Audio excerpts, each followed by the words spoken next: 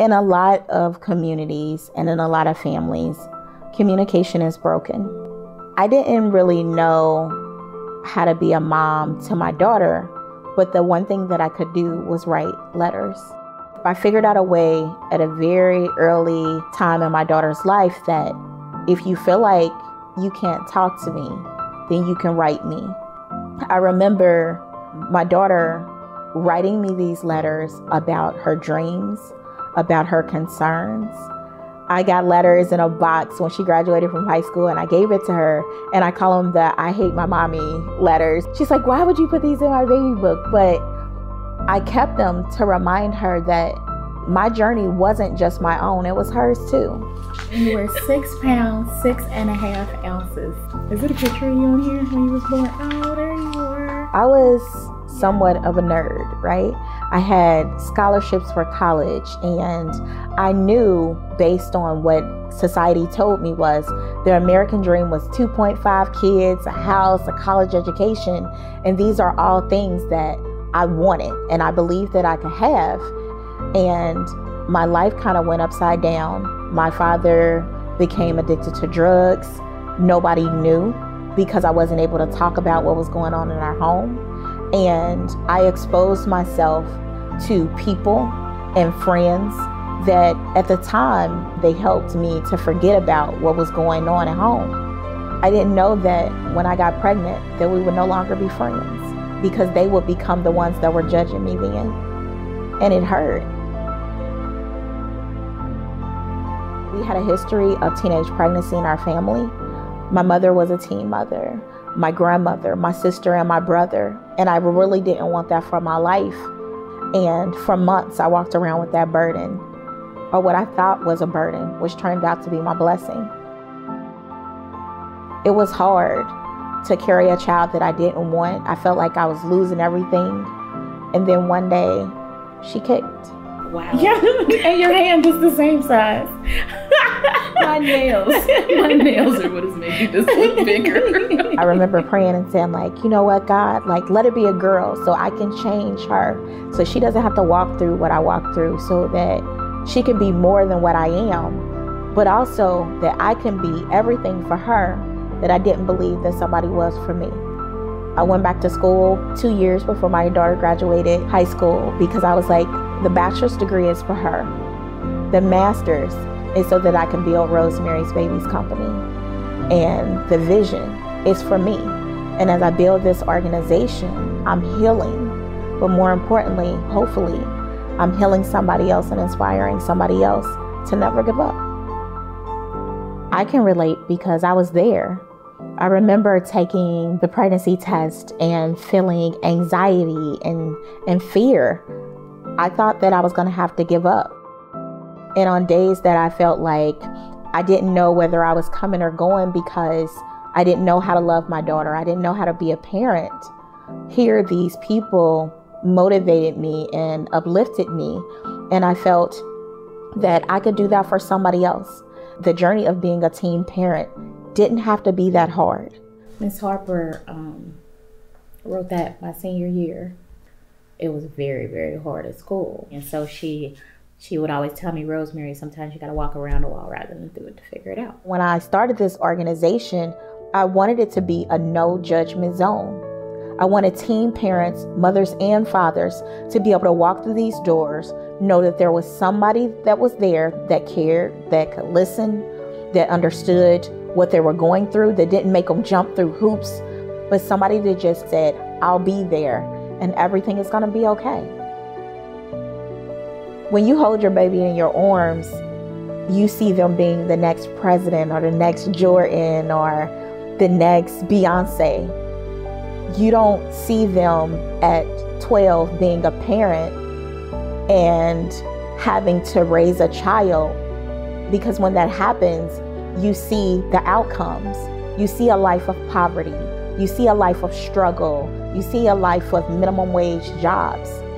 At that moment, the dreams of that teen parent are stripped away from them, but they're also stripped away from the parent of the teen parent because that vision has been taken out. But why? It's an obstacle, but it's an opportunity for these teen moms and dads to blossom if we encourage them from that first moment. If we take away the anger, we take away the judgment, and put in place love, care, and support. There were nights that my daughter would eat and I wouldn't, but I never told anybody because I didn't want anybody to judge me. I didn't want anybody to take her away from me. And that made me feel horrible as a parent. And there were times that I struggled to love her because I didn't love myself. I didn't know how to love myself. I didn't know what it meant to be a woman, because overnight I was expected to know how to be a mother. I was expected to know how to run a home. I was expected to be this grown-up when, wait, I'm a kid. Over and over again, I felt as though I failed my daughter every day. I was doing what I was supposed to do. I was educating her, and she looked her best, and she was always 2 years ahead of the class, but I wasn't giving my daughter what she needed. That's when I really learned to be a mom. She was 10, and I remember her writing me this letter that says, I know you love me, but I don't feel like you love me. I don't feel like that you're a mother to me. I don't feel like that you know me. That's when it became me changing the legacy and the dynamic within my own home. It changed everything.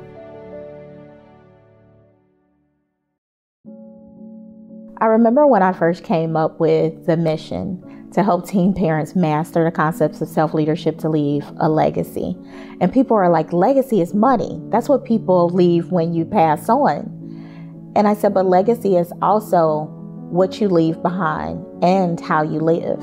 Because in a lot of families, there are curses of people not getting high school diplomas, teenage pregnancy. There's people that don't own property and don't own homes. But more importantly, we can teach our children how to be good people, and we can instill in them values and principles that not only change the dynamic within their homes, but they go out into the world and they change communities. It's long term, and over time you begin to see it. This is on fancy paper. There are moms like you who work hard and try to keep their families in order, and they don't get appreciated just enough, and those people need to be put in cuffs. But before they lock me up right away, I've got something to say. Such a bad role. Thank you. And so me and my daughter would write each other back and forth. She would write me a letter and I would respond. And now we have this thing that we can look back on and remind one another of how far we've come, where we're going. And like at the closing of every letter, I remember always writing, I love you. It's just me and you, just us two.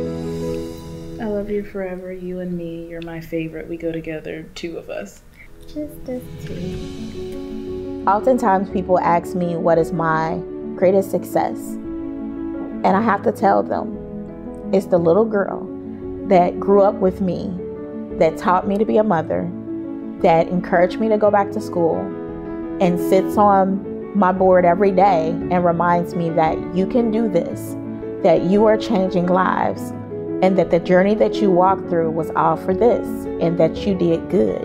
That's what matters, and that's what's important. And that's what I want to share with these teen parents every day. That you did good, that it's okay. I'm extremely proud of you. I am. And thinking about how much we went through, trying to figure out how to be a mom and for me, trying to figure out how to be a good daughter. It's really wonderful to see that we made it. It feels good. And I'm really proud of you.